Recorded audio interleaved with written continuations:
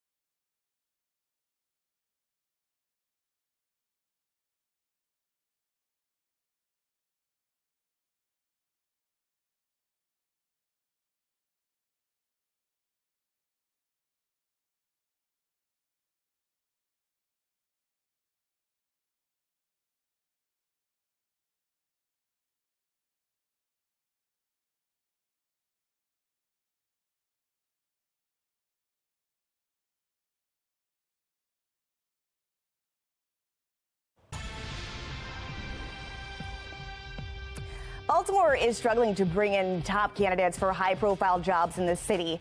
What is behind some of the issues? Well, some argue one of the hiring requirements for these positions is the issue. Take a listen. The head of the Department of Public Works, vacant. Baltimore City's fire chief, vacant. And the city's head of procurement, also vacant. And in the same week, the mayor's chief of staff and director of communications, both out. The recent shakeup comes as Baltimore's recruitment issues take center stage. We have had several candidates that have identified the residency requirement as a barrier. That's the city's human resources director, Quentin Herbert, sharing more on the hiring hang-up caused by a city-imposed hiring requirement, mandating all Baltimore city executives live within city lines. It's a stipulation Towson University rhetoric professor Richard Vatz says should be scrapped. To make residence a top priority just doesn't make any sense. The fact that you live in a place doesn't mean you have commitment. There may be some resentment, and people don't want to move all of their families. Exactly the challenge raised by Director Herbert. We have one agency where we've been recruiting for a bureau head for quite some time, and a person has been acting in an interim capacity. And that person would be, quite frankly, the ideal candidate for the position. But he says that ideal candidate lives outside of the district, rendering them ineligible for more than an interim position. When you make money, you're spending it in the city. But District 2 Councilwoman Danielle McRae says city executives should live, invest in, and pay taxes in the city they serve. But Professor Richard Vatz says there is not an incentive package that negates the issues of now. There are problems of violence, there are problems of the quality of life, there are problems of crime, and also the problem of schools. He says Baltimore is only narrowing its own talent pool by prioritizing the city locality requirement as the list of vacancies grows. I think that this is foolhardy, and there are ways to get good people without requiring residency. Mayor Scott named longtime advisor and former campaign manager Marvin James to serve as his interim chief of staff. He also tapped former campaign staffer Brian Doherty to now serve as his director of communications. A thriving Baltimore market if you know where to look for it. How arbors are giving young people an outlet from the city's issues. And spring weather means it's time to warm up your green thumb and get some spring in your step. Coming up, we're going to take you to the heart of the floral tradition that's inspiring you to do just that. You're watching Fox 45 Morning News, all local, all morning.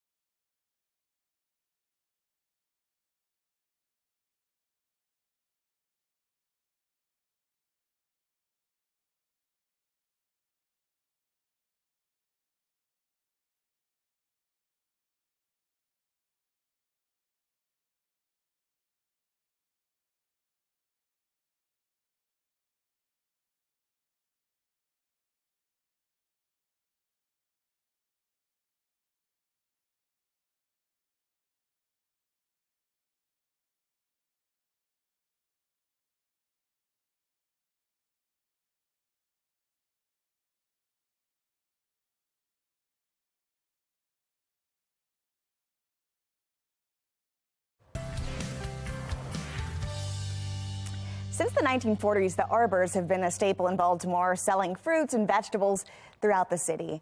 These days, they're still around. They're a little bit harder to find because there are fewer of them. But in this morning's Maryland Moment, Kai Jackson shows us how Baltimore's young people and arbors are finding purpose by working together. On a pleasant April day, a cart filled with produce pulled by a horse makes its way through this West Baltimore neighborhood. This man is an Arabber. It's a term and tradition that historians say started around the mid-1940s in Baltimore. Like the ice cream man, people love fruit. Keep healthy. Mostly men, sometimes women, lead a horse pulling a cart. There's something special about seeing this hawker and horse make their way through 21st century asphalt streets. Everything I think is it's a song. They know what I'm talking about. Yes, ma'am. It's a bounty of fruits and vegetables that in this moment look bigger, brighter, tastier than what you'd find in a supermarket. This is one of Baltimore's best kept secrets. This has been around as long as my grandparents. These These days, Arabers are doing much more than selling produce. Meet Sinai. Well, I got involved with this program one day coming up here to get hay for my rabbit. This is Darius. I feel like I can just come here and relax. And this is Antonio. We wash them sometimes, but that's when they dirty and need to be washed. 3 teens who live in West Baltimore. They're part of a 2-week program at the Araber Preservation Society. They're here to learn more about the profession and themselves. They basically saw how I was attracted to all the animals and how I was going up to them and touching them and rubbing them. And they asked me that I want to join or be in this program because I loved animals. They will learn about farrieing, which is helping change horses' shoes, which is a fantastic career. They'll learn about cleaning horse stalls. All of these different things are full-time jobs. Those who run the program say as the teens learn, they grow. I was kind of very nervous and anxious about it and a little scared. Today we cleaned stalls, fed the horses hay, gave them some water. So pretty much, yeah, that was pretty much it. We don't need you to move, just lift it up. In a city where young people are dying from violence, the program is providing teens with crucial mental health services. Okay, there we go. She worked through that scene. One of the things that's been really helpful is letting kids know that mental health is available because they live in Baltimore City and there's trauma taking place every day. I walk up to you and say, hey, how you doing, how your day? But I wouldn't normally do that before I came in here. I wouldn't even talk to you normally. The Arabers today are a much smaller group than they used to be. A 20th century craft is slowly fading in a digital world. Those still here who tend to horses and sell fruit are happy to teach their trade to a new generation. And that's what I do with them. Like, I sit them down and I try to coach them and also teach them about this. And maybe a Baltimore tradition has found a new mission. Still selling fruits and vegetables from a cart, but now mentoring and mending young wounded souls. Come on, Even though I really don't personally like people, it helped me a lot because I actually could go up to them and talk to them about it. And they would teach me step by step to know next time when I do this, how to do it properly. I was a kid, Arab, and I learned how to do one thing. I worked with the older guy, and they taught me how to make it without problem. You know, they say it takes a village to raise a child, so I'm letting them know, like, the village is still here.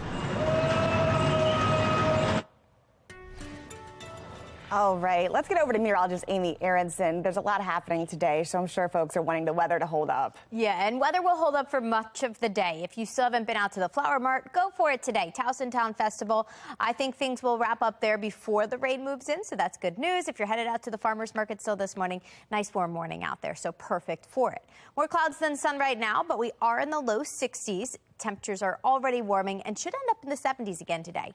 Here's this cluster of storms and showers that I'm tracking. They are working their way eastward, getting closer and closer to western parts of Maryland. We will see that batch of rain by later tonight. But for much of today, we're mostly dry with temperatures warming nicely through the 70s, getting awfully close to 80.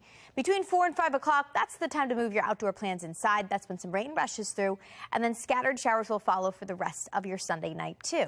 We repeat this whole setup tomorrow. We're dry, we're mild in the morning, clouds increase during the afternoon, and then some scattered showers develop right around sunset and taking us actually through Monday night. So for the next 2 days, it's going to be warm, but I am tracking afternoon and evening showers and storms each day. Mid-70s where we're headed today before the rain moves in this evening. Tomorrow, very similar setup. We're dry for much of the day. I think the kids will get outdoor recess in. We climb into the upper 70s, but then we get some showers as you head home from work and home from school Monday afternoon. So a couple of rain chances to break down for you here starting today and tomorrow. Late day showers and storms. Tuesday, they become more likely. So I think Tuesday, our highest chance for some rain. Temperatures all over the place over the next couple of days. We're briefly warming to near 80 tomorrow, then briefly cooler back into the upper 60s both Tuesday and Wednesday. But on Thursday, temperatures are trending back up again into the mid-70s.